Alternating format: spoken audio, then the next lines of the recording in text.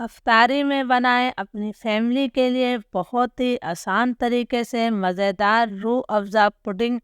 बहुत मज़े की ये पुडिंग बनी है। तो चलिए देख लेते हैं कि इस पुडिंग को हमने किस तरीके से बनाया है। अस्सलामुअलैकुम, मेरा नाम है शाहीन और मैं अपने किचन में आप सबको खुश आमदीद कहती हूँ।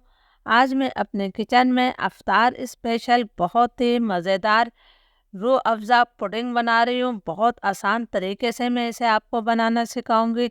आप छोटी मोटी अफ्तार पार्टी में भी इस पुडिंग को बना सकते हैं। बच्चे और बड़ों सभी को ये पुडिंग बहुत ज़्यादा पसंद आएगी। इसके लिए मैंने 10 ग्राम अगर अगर लिया है। बहुत आसानी से ये अगर अगर मिल जाती है। इसे चाइना ग्रास भी कहते हैं। जहाँ से आप दाल चावल या किचन के मसाले लेते हैं वहाँ से ये आपको आसानी से मिल जाएगी। अब मैं इसके अंदर जो है 1 कप पानी शामिल कर रही हूँ। ये 250 ml का मेरा कप है। तो हमने इसको हल्का सा दबा देना है। अब मैं इस अगर अगर को जो है 15 मिनट के लिए भिगो कर छोड़ दूँगी। इस तरह ये अगर अगर हमारी नरम हो जाएगी। ये मैंने आधा लीटर यानी कि 2 कप दूध लिया है। दूध को हमने जो अच्छी तरह से उबाल लेना है कि इसके अंदर 3-4 बॉयल आ जाने चाहिए। दूध हमारा अच्छी तरह से उबल गया है। इसके अंदर 3-4 बॉयल आ चुके हैं। तो अब हम दूध को साइड पर रख देते हैं।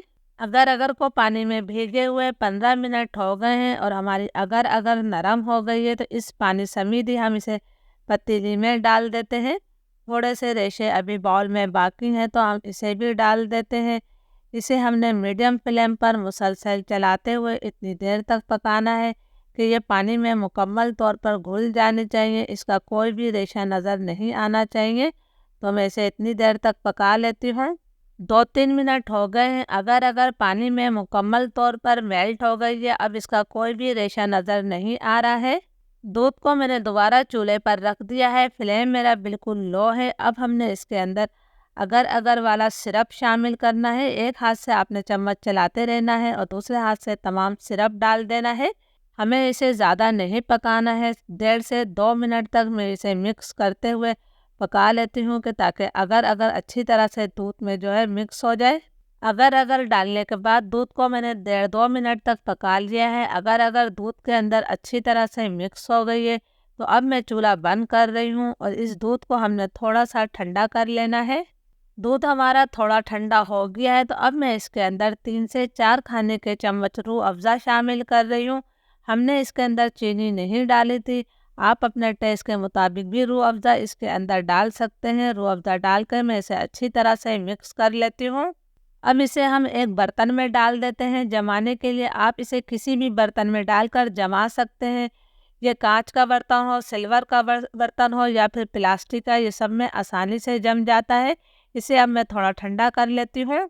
पुडिंग हमारी थोड़ी ठंडी हो गई है तो अब हमने इसको ऊपर से थोड़े से कटे हुए पिस्ते बादाम डाल देने हैं।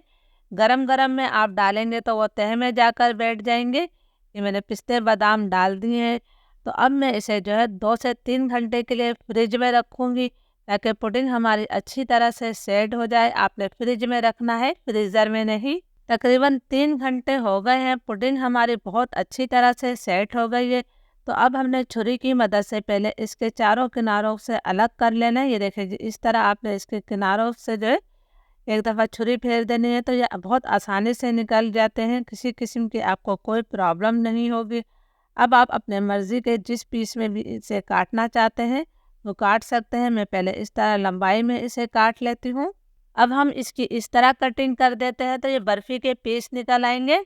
लीजिए जी, मैंने 2 पीस इसके निकाल लिए हैं। अब हम इसके और पीस भी निकाल लेते हैं। बहुत आसानी से इसके पीस निकल आते हैं। आपको किसी किस्म की कोई प्रॉब्लम नहीं होगी। आप लोगों ने भी इस मज़ेदार पुडिंग की रेसिपी को ज़रूर ट्राई करना है और मुझे कमेंट्स करके ज़रूर बताना है कि ये मज़ेदार रेसिपी आपको कैसी लगी। इजाज़त दीजिए। अल्लाह हाफिज़।